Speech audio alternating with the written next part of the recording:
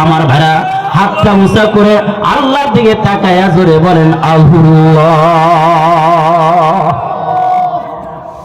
আল্লাহ ছাড়া কেউ থাকবে না। আমি শুধু সামারা বলতেছি, বিস্তারিত বলার টাইম নাই। আমার ভাইরা আযান নিয়ে দুই চারটা কথা বলে সামনে যাব। পুরা কোরআনুল কারীমের মধ্যে আযান শব্দটা ব্যবহার হয়েছে কয়বার? 5 বার। কয়বার? 5 বার আযান শব্দটা ব্যবহার হয়েছে। আযান শব্দ 5 বার, এই আযান শব্দ ব্যবহার করে আল্লাহ তাআলা বুঝাই দিতে চায় 5 ওয়াক্ত যখন আযান হয়ে যাবে রে বান্দা, 5 বার আযান হয়ে যাবে, ও বান্দা আমার কুদরতি পায়ে যদি বান্দা সিজদা দিয়ে দাও, আমি ওয়াদা করলাম রে বান্দা, আমি তোর রিজিকের অভাব দূর করে দেব রে বান্দা। দুনিয়ার পেরেশানি অভাব পেরেশানি দূর করে দিব। কবরের ময়দানে কবরের জগতে তোর কোনো পেরেশানি থাকবে না, কষ্ট থাকবে না, শাস্তি থাকবে না। আমি আল্লাহ তাআলা বিনা হিসাবে জান্নাতের মালিক বানায় দেব। সুবহানাল্লাহ।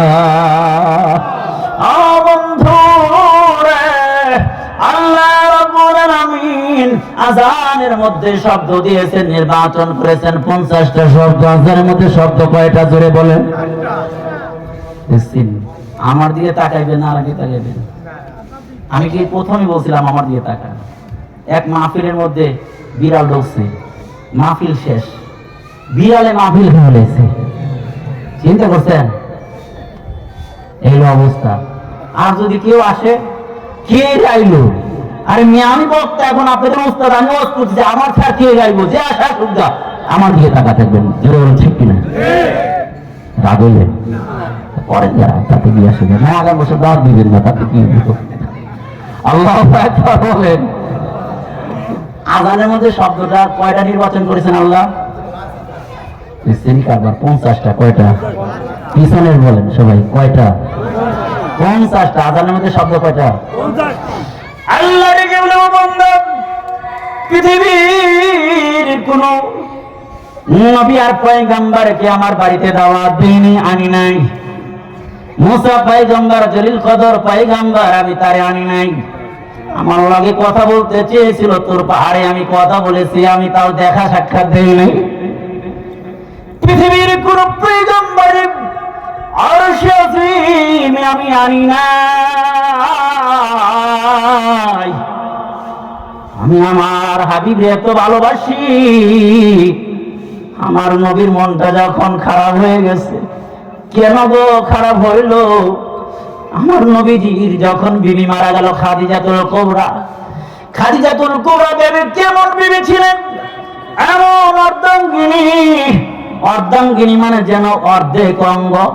খাদিজাতুল কুবরা এমন বুদ্ধিমতী, যখন রাসূল দাওয়াত দিয়ে আসতো, রাসূল যখন দাওয়াত দিয়ে আসতো, মনটা যখন খারাপ হয়ে যেত, কাফির বেঈমানরা পাথর নিক্ষেপ করতো, রক্তাক্ত করে দিত, দিলটাকে যখন ক্ষত বিক্ষত করে দিত, মনটা যখন খারাপ হয়ে যেত, আমার রাসূল যখন ঘরের মধ্যে আসতো, খাদিজাতুল কুবরা তখন সান্ত্বনা দিতেন, হে রাসূল, আপনি কোনো ভয় করবেন না, আপনার অন্তরের রশি মহান মালিকের হাতে, মালিক সবকিছু দেখতেছে, আপনার কোনো ভয় নাই, ভয় নাই, আপনার হেফাজত করবে ইয়াসিমুকাল্লাহ, আপনার সব খারাপি থেকে যিনি বাঁচাবেন তিনি কি?